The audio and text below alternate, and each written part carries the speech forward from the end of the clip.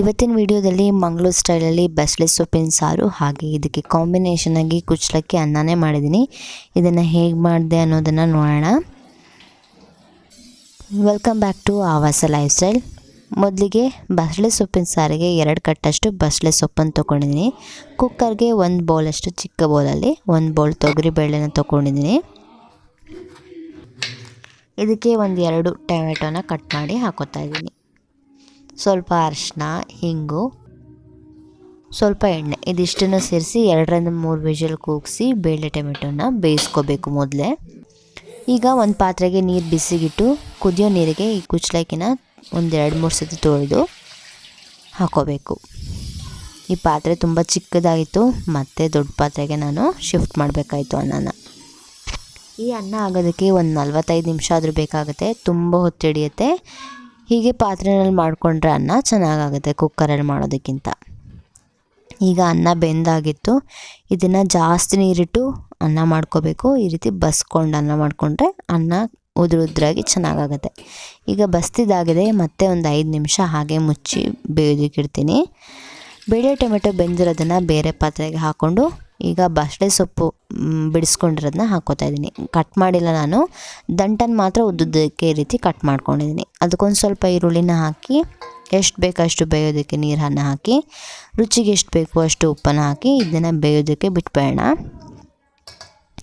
ಇಲ್ಲಿ ಸೈಡಲ್ಲಿ ಮಸಾಲೆನ ಮಾಡ್ಕೋತಾ ಇದ್ದೀನಿ. ಈಗ ಮಸಾಲೆಗೆ 1-2 ಸ್ಪೂನಷ್ಟು ಧನಿಯಾ, 1/2 ಸ್ಪೂನ್ ಜೀರಿಗೆ, ಸ್ವಲ್ಪ ಸಾಸಿವೆ, ಒಂಚೂರು ಮೆಂತ್ಯ ಕಾಳು, 1 ಸ್ಪೂನಷ್ಟು ಉದ್ದಿನಬೇಳೆ ಇದಿಷ್ಟು ತೊಗೊಂಡಿದ್ದೀನಿ. ಒಂದು 10 ಬ್ಯಾಡಗಿ ಮೆಣಸಿನ್ಕಾಯಿ ಕಲರ್ಗೆ, ಖಾರಕ್ಕೆ 4-5 ಗುಂಟೂರು ಮೆಣಸಿನ್ಕಾಯಿ, ಬೆಳ್ಳುಳ್ಳಿ ಸ್ವಲ್ಪ, ಕರ್ಬೇವಿನ ಸೊಪ್ಪು, ಒಂಚೂರು ಕಲರ್ಗೆ ಅರಿಶಿನ ಇದಿಷ್ಟನ್ನು ತೊಗೊಂಡಿದ್ದೀನಿ.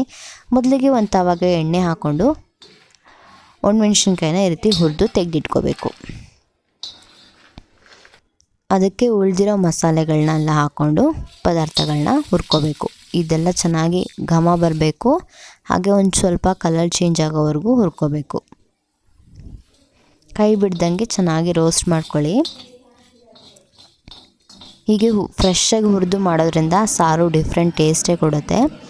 ಇಲ್ಲಿ ನಾನು ಅದಕ್ಕೆ ಬೆಳ್ಳುಳ್ಳಿ, ಸ್ವಲ್ಪ ಕರ್ಬೇವಿನ ಸೊಪ್ಪನ್ನು ಸೇರಿಸ್ಕೊಂಡಿದ್ದೀನಿ. ಸ್ವಲ್ಪ ಅರಿಶಿನ ಹಾಕಿ ಹುರ್ಕೋತಾ ಇದ್ದೀನಿ. ನೀವು ಬೆಳ್ಳುಳ್ಳಿ ತಿನ್ನೋದಿಲ್ಲ ಅನ್ನೋದಾದರೆ ಬೆಳ್ಳುಳ್ಳಿನ ಸ್ಕಿಪ್ ಮಾಡ್ಬೋದು.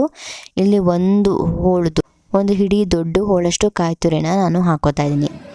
ಇದನ್ನೇನು ಚೆನ್ನಾಗಿ ಫ್ರೈ ಮಾಡೋದೇನು ಬೇಡ. ಸ್ಟವ್ ಆಫ್ ಮಾಡಿಬಿಟ್ಟು ತವ ಎಷ್ಟು ಬಿಸಿ ಇದೆ ಅಷ್ಟು ಬಿಸಿನಲ್ಲೇ ಹುರ್ಕೊಂಡ್ರೆ ಆಯಿತು.